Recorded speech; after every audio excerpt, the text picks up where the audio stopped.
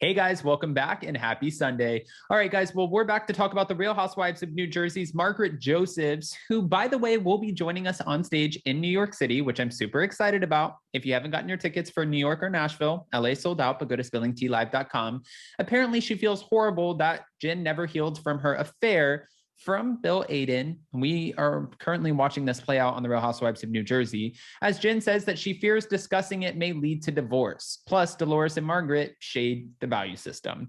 We have all the details and more, guys, but before we jump in, if you haven't already, go ahead, smash that like button. If you're not subscribed, get subscribed, and don't forget to hit that notification bell because, well, you don't want to miss anything we have coming up. With that, let's jump right in. It's time for all your binge-worthy pop culture news. Welcome to Up and Adam. All right, guys, so according to Reality Blurb, it looks like Jennifer Aydin claims that she never processed her husband Bill Aydin's affair, and for good reason. Amid the ongoing drama surrounding Bill's infidelity on the Real Housewives of New Jersey, Jen Aydin actually admitted that she has steered clear of certain conversations with Bill because she fears that they could be detrimental to the future of their marriage. She said on the Real Housewives of New Jersey after show, "I didn't process the affair." Okay, this was just on March 9th. So she's still letting us know it happened 10 years ago. I never processed it. And if you watched her on the show, she was very open about the fact that she didn't tell her kids, she didn't tell her friends, she didn't tell her sister, her mother, she didn't tell anyone about this affair. But now, since it was brought up on the show, she's had to tell, well, everyone. According to Jen, she was surprised at how emotional she got during season 12 and noted that she often told herself, get it together. However, at the time of the actual affair, Jennifer blocked things out completely. You know, one thing I have to say about Jen Aydin too, is she recently did an interview saying that she did not drink at all this season, which is absolutely not true, because if you guys catch the scene where, and it was not last week's episode, but the episode before, where everyone is coming over to Jennifer Aydin's house with Bill, where Melissa gets up, they put their hands on each other. Teresa's long gone, but she ends up showing up after getting into an argument with producers. Before everyone's walking in, she's pouring herself a tequila. So you did drink at some point during this. Maybe you just didn't drink as often, which, okay, that would make more sense. Now, I'm not trying to blast you out right now, Jennifer Aydin, sorry. We both tried so hard to do whatever we can to make this relationship work for the children and for our lives. And when I say our lives, I don't mean the house, I mean the home that Bill and I have created for our children. And it's scary for me to think that the more we talk about things, the more, what if we realize we don't want to be together? Is that a risk that we're willing to take? I mean, that's a great question, but that's not a conversation you really want to avoid. In addition to Jen's concerns about the fallout that could potentially erupt between her and Bill if they were to have an in-depth conversation about his cheating, her husband is sure he wants to continue in their marriage. He's like, I want to be married to you for the rest of my life. I want you and I to be a family with our children for the rest. And I don't care if Cinderella comes rolling in on a red carpet with her tittles out. I can't believe I just said that. Okay, with her tittles out. I don't want to be with anybody but you. You are the mother of my children. And I look at him and I'm like, I have to fight for him just as much. Continuing on, Jennifer said that she's unconcerned with how people will feel about her decision to move on quickly from Bill's betrayal. This is my way of processing. You can take it however you want. Sign of weakness, this and that. At the end of the day, I'm unbothered by what you think, she insists.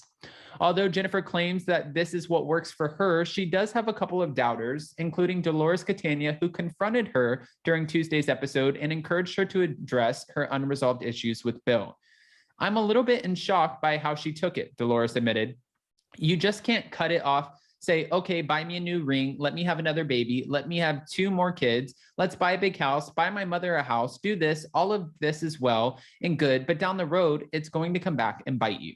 And Margaret Josephs agreed, suggesting that Jennifer puts too much weight on material things. Jennifer's value is based on, in my opinion, what other people think of her. Her value is perceived in that. So that's why I feel bad. And that's an unfortunate thing, Margaret stated. And that's why I say she's not truly happy. And it's not because of what Bill did. It's because her perception is always, what does everyone think of me and what do I have? I mean, when we first met Jennifer Aydin, when we first got acquainted with her, she did let us know she has 9 or 10 bathrooms in the house. She was a little out there. she was rude. I think when they went to Kentucky or something like that, they went to, was it Margaret Joseph's friend's house? And she's like, who wants to listen to country music and do all of this? 10 bathrooms. She was a wild Jennifer Aydin.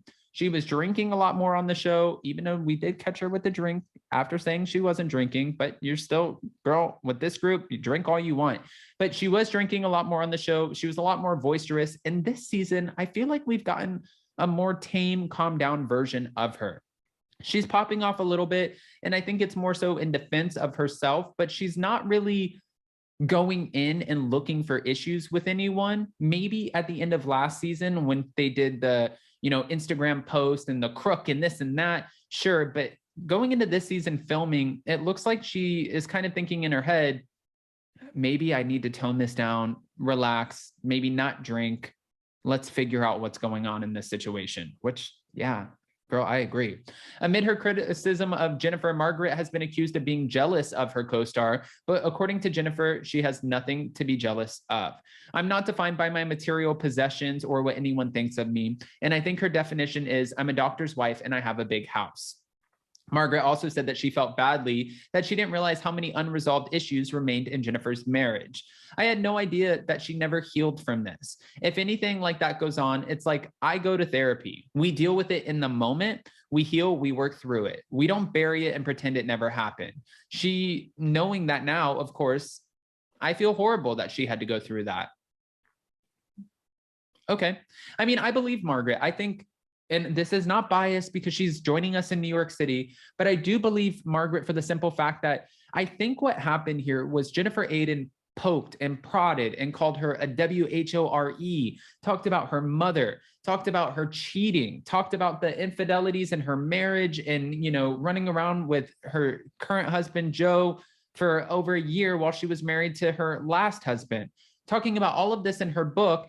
And Jennifer Aydin really ran with this and she really passed a lot of judgment. And finally, I think Margaret got to the point where she's like, you're throwing stones, but your house is made of glass too, girl. Let's talk about it. And that's what happens because Margaret did make it known that she's been sitting on this information for a long time. And it took just poking and poking and poking the bear for it to finally come out. And I can see where she probably feels bad thinking, okay, well, had I have known that you hadn't fully healed from this and dealt with this, I may not have brought it up. But I feel like part of her is also like, well, look at all of the shitty things that you brought up about me and look at the way you passed judgment and talked about me and my family. This is a rough one. But guys, I want to know what your opinions are. What do you think about all of this? And what do you think about Jennifer Aydin, just letting us know, I guess, where she stands in all of this, how she's trying to heal, and Margaret Joseph's saying that she feels horrible that Jen never healed from the affair.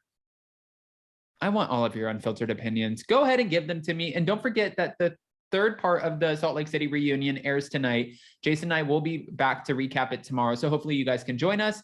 And on your way out, don't forget to smash that like button. If you're not subscribed, get subscribed. And don't forget to hit that notification bell. I love you guys so much, and we'll see you so very soon. Bye, guys.